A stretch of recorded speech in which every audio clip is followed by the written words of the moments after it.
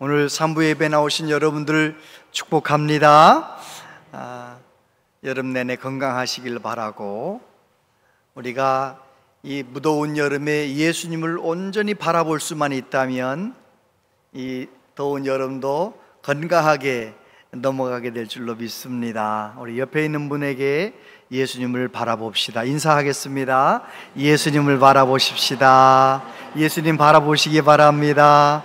예수님을 바라보시는 여름 되시기를 바랍니다. 졸업을 앞둔 대학생이 둘이서 대화를 나눕니다. 너 이제 뭐 할 거야? 내년 초에 졸업해야지. 그 다음에는 취직해야지. 그 다음에는 결혼해야지. 그 다음에는 집도 사고 애도 낳아 길러야지. 그 다음에는 그렇게 살다 보면 늙겠지 뭐. 그 다음에는 죽겠지 뭐. 그 다음에는 나도 몰라. 왜 성가시게 자꾸 물어보는 거야? 몰라. 여러분, 다른 것은 몰라도 내가 죽은 다음에 어떻게 되는지, 어디로 가는지 그건 잘 알고 있어야죠. 왜요? 성경에 보면 인생은 70, 강건하면 80, 요즘은 90, 아무튼 100년도 안 되는 인생, 짧은 인생 살다가 이 세상 떠나면 어디 가는 거예요? 우리는 영원한 하나님 나라 가는 거예요. 믿으십니까? 그러니까 죽은 이후의 삶을 알아야죠. 그게 진짜 인생이니까, 그게 진짜니까. 만약에 우리가 살다가 이렇게 막 지지고 볶고 막 살다가 죽어버리면 끝난다, 만약에 그렇다면 예수님이 뭐하러 이 세상에 오셨겠어요? 예수님이 십자가에 죽으실 필요가 뭐가 있어요?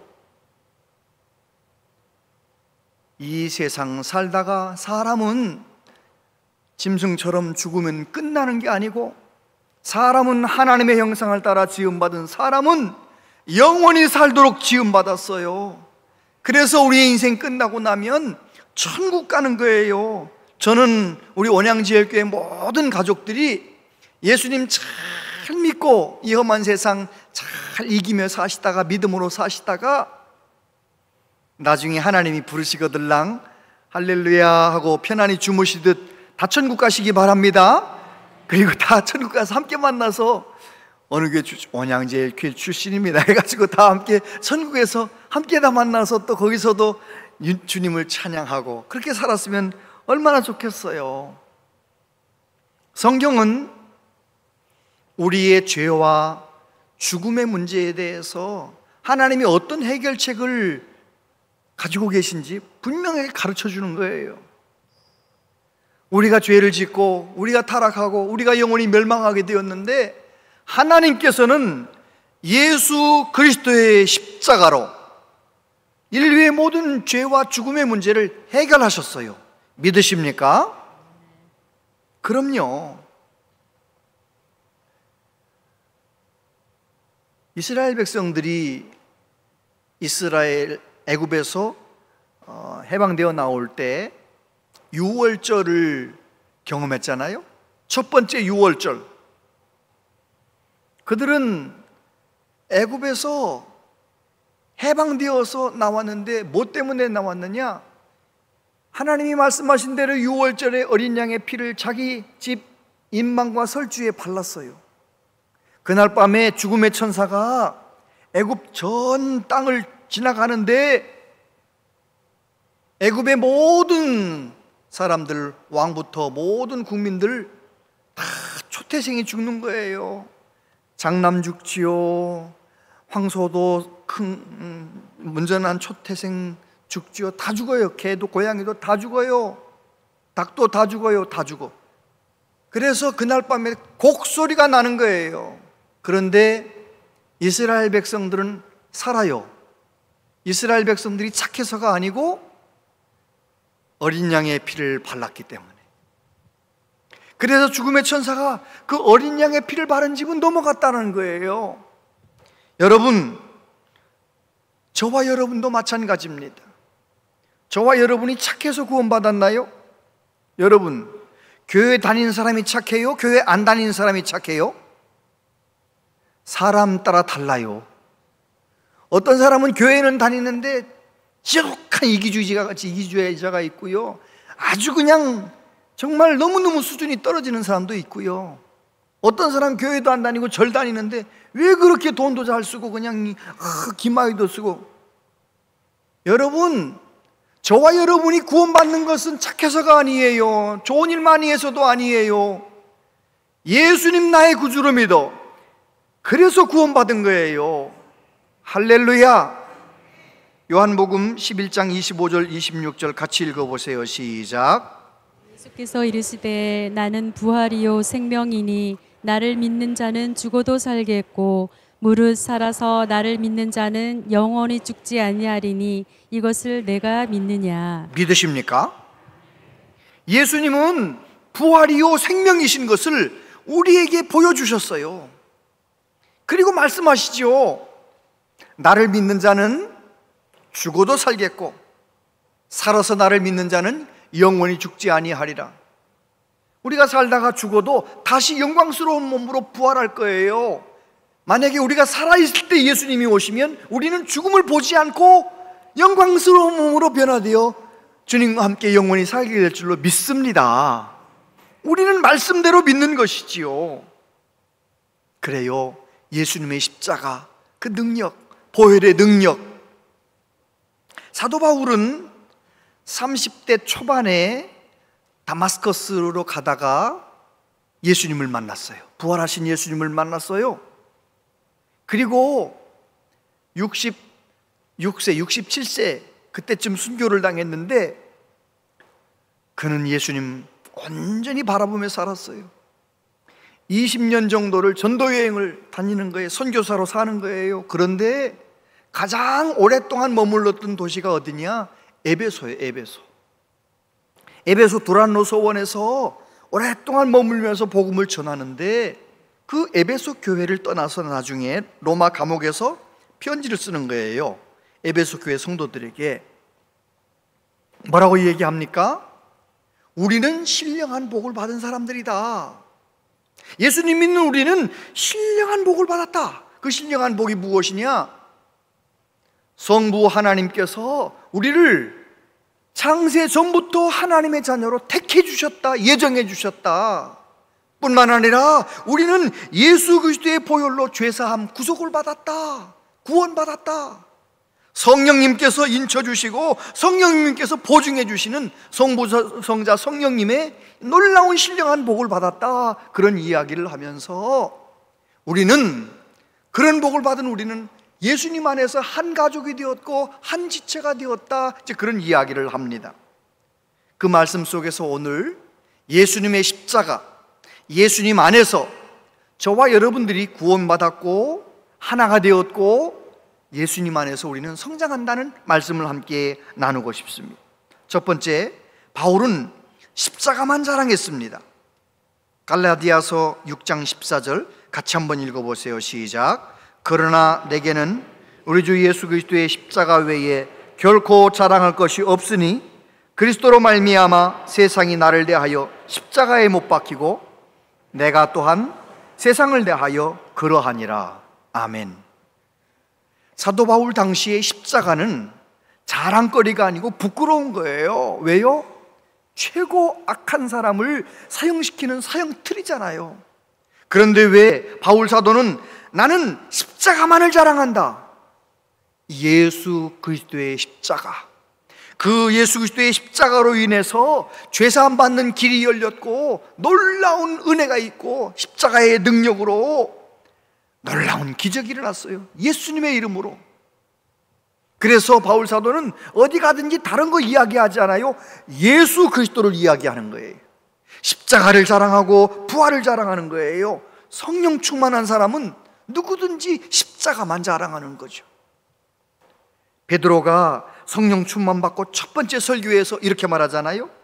그가 하나님께서 정하신 뜻과 미리 하신 대로 내준 바 되었거늘 너희가 법 없는 자들의 손을 빌려 못 박아 죽였으나 하나님께서 그를 사망의 고통에서 풀어 살리셨으니 이는 그가 사망에 매여 있을 수 없었음이라. 그런즉 이스라엘 온 집은 확실히 알지니 너희가 십자가에 못 박은 이 예수를 하나님이 주와 그리스도가 되게 하셨느니라 하니라. 할렐루야. 바울 사도뿐만 아니라 베드로도 성령 충만하니까 다른 것 말하지 않아요. 예수님이 십자가에 죽으셨다, 예수님은 다시 살아나셨다, 십자가와 부활을 자랑하는 것이죠. 앤드루 머리 목사님은 이런 말씀을 하셨어요. 세상에는 오직 죄인들만 존재합니다. 두 종류의 죄인들이 존재하는데 용서받은 죄인과 아직 용서받지 못한 죄인입니다. 그러면 저와 여러분들은 어떤 죄인이에요? 용서받은 죄인. 예수님 나의 구주로 믿고 용서받은 죄인. 할렐루야. 예수님 믿고 용서받은 죄인이 뭘 자랑하겠어요? 오직 예수님만 자랑하는 것이죠. 사도 바울은 그 예수님을 날마다 경험하고 싶어서 고린도전서에 보면 형제들아 내가 그리스도 예수 우리 주 안에서 가진 바 너희에 대한 나의 자랑을 두고 단언하노니 나는 날마다 죽노라. 할렐루야. 따라해 보세요. 나는 날마다 죽노라. 세 분이 따라하지 않으셨어요. 다시요. 나는 날마다 죽노라. 날마다 예수님 안에서 죽음으로 내 안에 예수님이 사시는 그 삶을 살았다는 것입니다. 종교개혁자 마틴 루터는 이런 말을 했습니다. 빨래를 짜보아라 물이 나온다. 성경을 짜보아라 피가 나온다. 구약을 짜면 짐승의 피가 나온다. 신약을 짜면 예수님의 피가 나온다. 아주 이해하기 쉽게 설명을 한 거죠. 구약의 그 많은 양과 염소와 송아지를 피 흘려 죽게 만드신 이유가 무엇입니까? 갈보리에서 예수님께서 흘리신 보혈의 능력이 온 인류의 죄를 해결하고 하나님의 뜻을 이룬다는 것을 보여주시기 위하여 그렇게 하신 거예요. 성경의 핵심은 피에 있어요. 생명은 피에 생명이 있다 했고요, 피 흘림이 없으면 죄사함이 없다고 했어요. 예수님이 피를 흘려 죽으심으로 저와 여러분은 죄사함 받은 거예요. 그러니까 우리가 자랑할 게 뭐가 있어요? 예수님 십자가만 자랑하고. 할렐루야.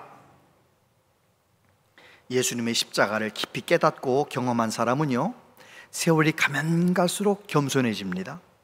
왜 그런지 아십니까? 예수님을 가까이 가면 가까이 갈수록 내가 죄인인 것을 정직하게 보게 되는 거예요. 예수님과 적당히 거리를 두고 평생을 교회 다녀도 자기 잘난 줄 알아요. 자기 잘난 줄 알아. 그런데 예수님을 가까이 가서 십자가를 붙들어 보면 내가 얼마나 죄인이라는 것을 정직하게 깨닫고 시간이 가면 갈수록 주님 앞에 더 깊이 회개하게 되는 것이죠. 사도 바울이 마지막 순교하기 직전에 뭐라고 말합니까? 디모데전서 1장 15절 같이 읽어보세요. 빛보다 사람이 받을 만한 이 말이요, 그리스도 예수께서 죄인을 구원하시려고 세상에 임하셨다 하였도다. 죄인 중에 내가 괴순이라. 따라하세요. 죄인 중에 내가 괴순이라. 세상의 모든 사람이 다 죄인인데 내가 그 중에 제일 큰 죄인이다, 이렇게 말하고 있는 거예요. 왜 그랬을까요? 바울 사도가 죄가 그렇게 많다는 게 아니고 바울 사도는 예수님께 그렇게 가까이 가서 사니까 내 죄를 정직하게 보는 거예요. 저와 여러분도 예수님 가까이 하면서 예수님 십자가 붙들고 내 죄를 정직하게 보고 바울 사도처럼 내가 얼마나 큰 죄인인가를 인정하면서 날마다 회개하며 날마다 더 겸손해지는 은혜가 있게 되길 바랍니다. 십자가만 자랑하는 은혜가 있길 바랍니다. 두 번째, 왜 그렇게 십자가를 자랑합니까? 십자가를 통해서 구원받고 하나 되기 때문이지요. 13절 이하에 보면 이제는 전에 멀리 있던 너희가 그리스도 예수 안에서 그리스도의 피로 가까워졌느니라. 그는 우리의 화평이신지라 둘로 하나를 만드사 원수된 것 곧 중간에 막힌 담을 자기 육체로 허시고 법조문으로 된 계명의 율법을 폐하셨으니 이는 이 둘로 자기 안에서 한 새 사람을 지어 화평하게 하시고 또 십자가로 이 둘을 한 몸으로 하나님과 화목하게 하려 하심이라. 원수된 것을 십자가로 소멸하시고. 할렐루야.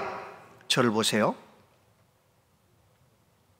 십자가는 죄인인 우리들이 죄사함 받고 하나님께 나아갈 수 있도록, 하나님을 아버지라 부를 수 있도록, 하나님과 하나 될 수 있도록 만들어주는 놀라운 수직적인 통로가 되는 거예요.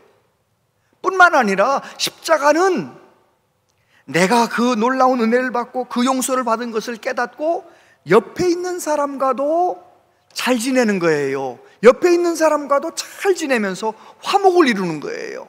그래서 십자가 안에서, 그리스도 예수 안에서 우리는 하나님과 하나 되고 이웃과 하나 되고, 이것이 십자가를 지신 하나님의, 예수님의 뜻이에요. 예수님의 뜻. 할렐루야.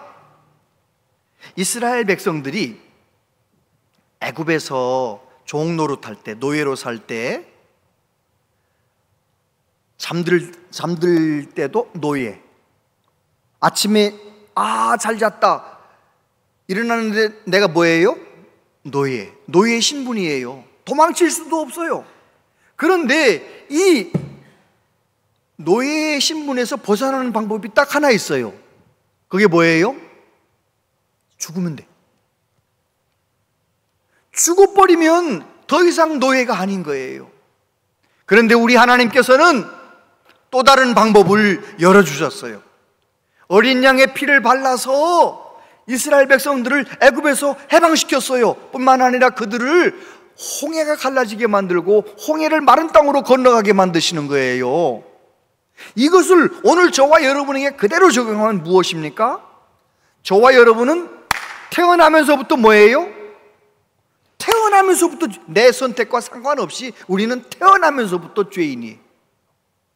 그런데 태어나면서부터 죄인이고 죄인으로 살다가 영원히 멸망할 수밖에 없는 우리들이 이 죄의 노예에서 해방되는 방법이 있어요. 그것이 뭐예요?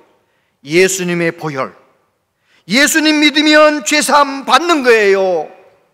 예수님 믿으면. 그리고 홍해를 건넌다는 것은 세례 받는 거예요. 예수님 나의 구주로 영접하고 믿고 세례를 받으면 더 이상 죄의 권세에, 어둠의 권세와 나와 상관이 없는 거예요. 나는 거절할 수 있어요. 죄를 거절할 수 있고, 거절할 수 있는 능력도 있고, 거절하고 싶은 소원도 생기는 거예요. 전혀 다른 사람이 되는 것이죠. 진짜 예수 믿는 사람은 그래야 되는 거죠.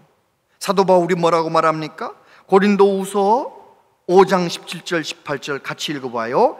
그런즉 누구든지 그리스도 안에 있으면 새로운 피조물이라. 이전 것은 지나갔으니 보라 새 것이 되었도다. 모든 것이 하나님께로서 났으며 그가 그리스도로 말미암아 우리를 자기와 화목하게 하시고 또 우리에게 화목하게 하는 직분을 주셨으니. 할렐루야. 십자가는 우리를 구원하실 뿐만 아니라 십자가는 우리를 하나님과 사람과 화목하게 만드는 놀라운 능력이죠. 놀라운 능력이죠. 사도 바울은 골로새서 1장 20절에 그의 십자가의 피로 화평을 이루사 만물 곧 땅에 있는 것들이나 하늘에 있는 것들이 그로 말미암아 자기와 화목하게 되기를 기뻐하심이라. 우리가 예수님 잘 믿으면 하나님과 화목하고 사람과 화목하고 피조물, 모든 피조물과 화목한 거예요. 예수님 잘 믿는 사람 분리수거 잘해야 되는 거예요. 진짜예요. 아멘. 잘하셨어요. 정말 이 기후, 이 모든 위기를 우리가 어떻게 개인적으로 내가 할 수 있는 최선의 것을 하는 거예요. 정말 예수님 잘 믿는 사람은 그래야 되는 거죠. 하나님께서는 예수님의 피로 하나님과 사람과 그리고 모든 피조물과 우리가 화목하게 될 수 있도록 만들어 주셨다는 거예요. 그 놀라운 사명을 누가 감당하느냐? 십자가를 통해 나타난 하나님의 사랑을 깨달은 사람, 그 하나님의 사랑 가운데 감격하는 사람. 할렐루야. 제가 말씀을 준비하다가 이 노래 여러분 다 아시는 노래긴 해요. 한번 가사를, 제가 이 가사를 읽다가 혼자서 은혜 받을, 혼자서 눈을 뜨기 힘든 가을보다 높은 저 하늘이 기분 좋아. 휴일 아침이면 나를 깨운 전화, 오늘은 어디서 무얼 할까? 창밖에 앉은 바람 한 점에도 사랑은 가득한 걸. 널 만난 세상 더는 소원 없어. 바램은 죄가 될 테니까. 가끔 두려워져 지난 밤 꿈처럼 사라질까 기도해. 매일 너를 보고 너의 손을 잡고 내 곁에 있는 너를 확인해. 창밖에 앉은 바람 한 점에도 사랑은 가득한 걸. 널 만난 세상 더는 소원 없어. 바램은 죄가 될 테니까. 살아가는 이유, 꿈을 꾸는 이유, 모두가 너라는 걸. 내가 있는 세상 살아가는 동안 더 좋은 것은 없을 거야. 10월의 어느 멋진 날에.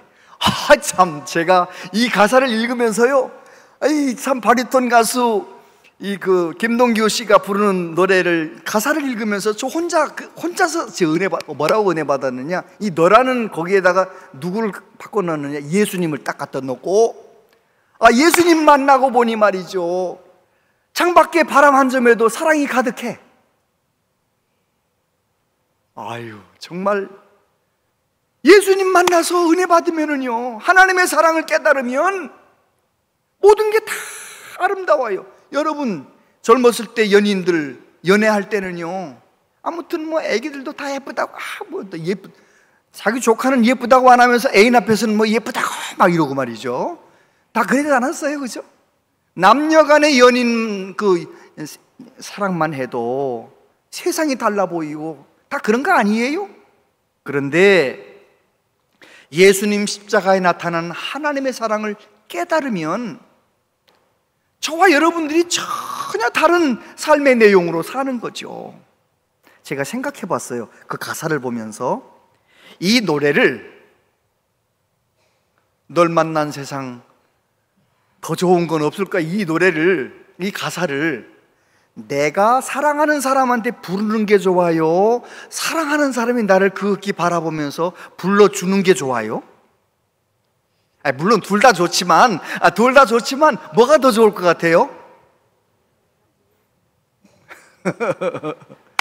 그래요, 여러분, 정말 우리 하나님께서 십자가를 통하여 저와 여러분에게 분명히 말씀하셨어요. 너 예수 믿고 거듭나고 하나님의 자녀가 되었으니 난 너에게 더 바랄 것 없다. 너 때문에 나는 너무너무 좋다. 하나님이 우리를 얼마나 사랑하신다는 것을 십자가를 통하여 말씀하신 거예요. 할렐루야. 그래요. 그래서 우리는 그 보혈 은혜, 그 하나님의 사랑을 깨닫고 우리는 구원받은 자로서 서로 하나가 될 수 있는 것이죠. 세 번째, 십자가를 통해서 우리는 함께 성장합니다. 18절부터 보면, 이는 그로 말미암아 우리 둘이 한 성령 안에서 아버지께 나아감을 얻게 하려 하심이라.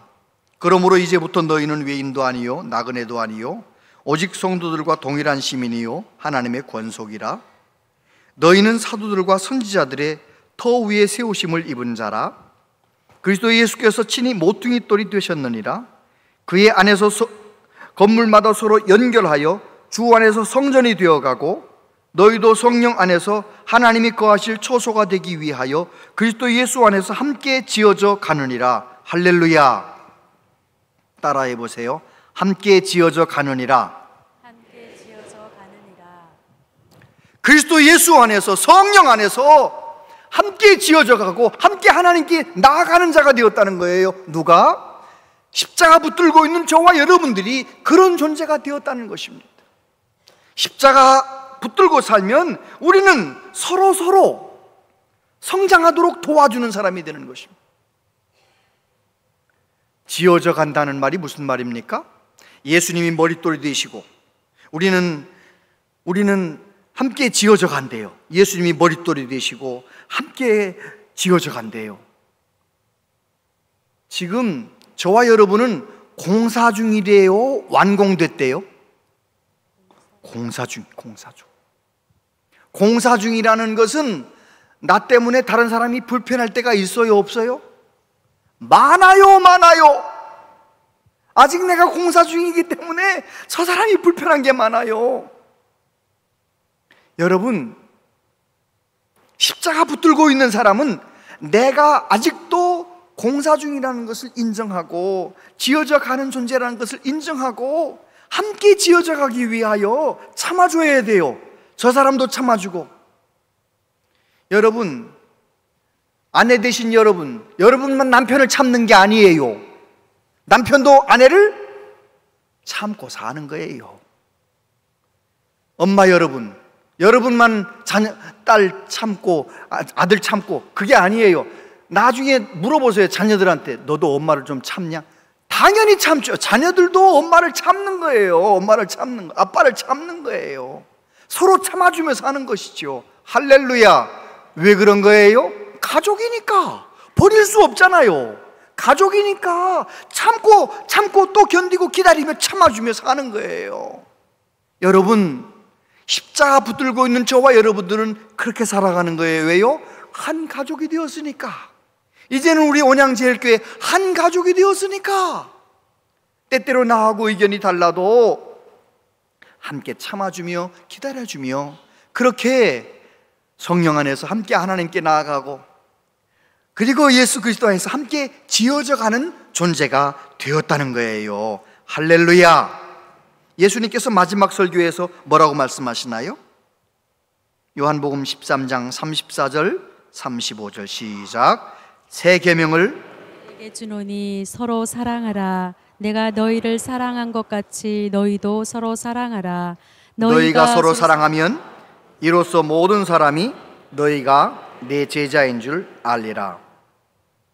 우리가 예수님의 사랑을 깊이 경험하고 그 예수님의 사랑, 아가페 사랑으로 가족을 사랑하고 교우들을 사랑하고 어디서든지 만나는 사람들을 사랑하며 살면 우리는 참 제자가 되고 하나님의 뜻을 이루는 사람이 되고 새 계명을 지키는 사람이 되고, 그러면 어떻게 되느냐? 그런 사람들은 함께 지어져 가는 거예요. 함께 세워져 가는 거예요.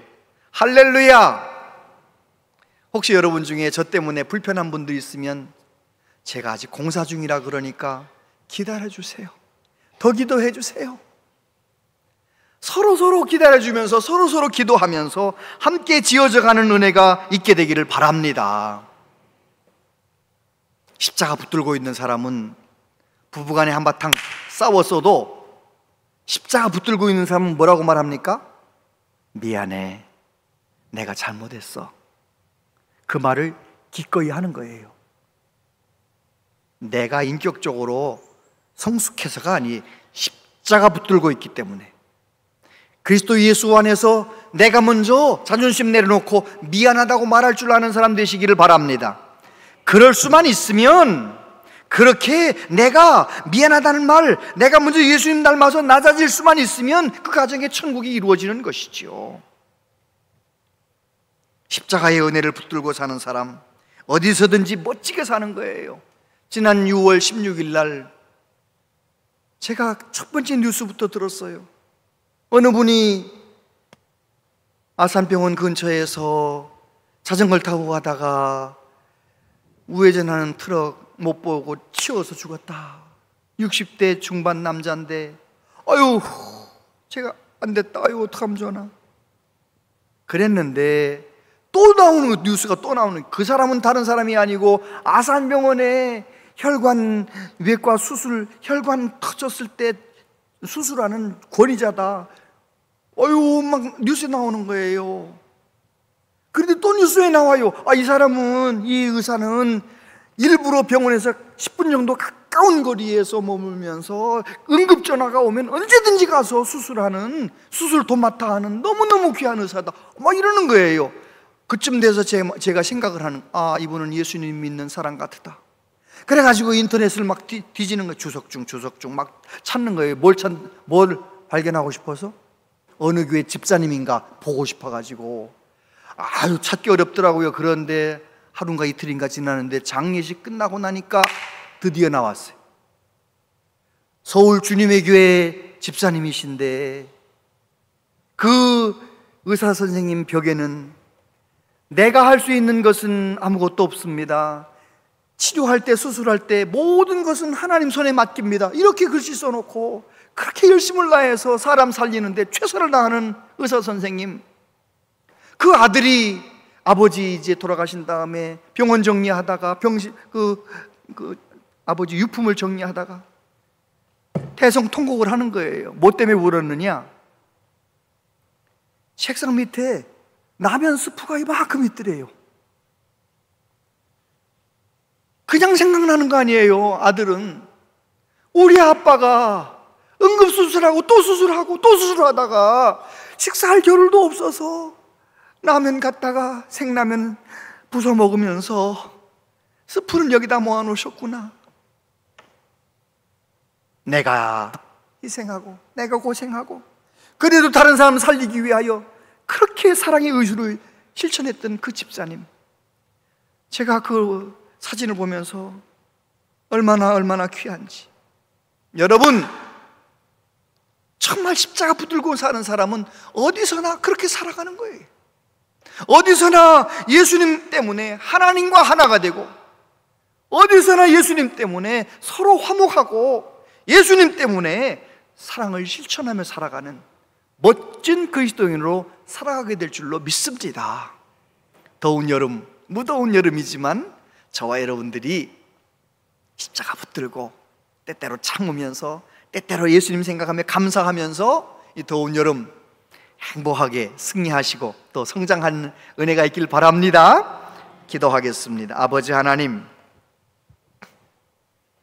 하나님께서 우리를 사랑하시고 예수 그리스도를 통하여, 그 십자가를 통하여 구원하여 주시고 우리가 다 한마음 되게 하시고 함께 성장하도록 은혜를 주셨습니다. 오늘 주신 이 말씀 그대로 우리 모든 성도님들이 십자가 붙들고 믿음으로 승리하게 하여 주옵소서. 성령님, 다른 것 붙잡지 아니하고 십자가에 나타난 하나님의 사랑을 붙들고 살게 하여 주옵소서. 예수님 이름으로 기도하옵나이다. 아멘.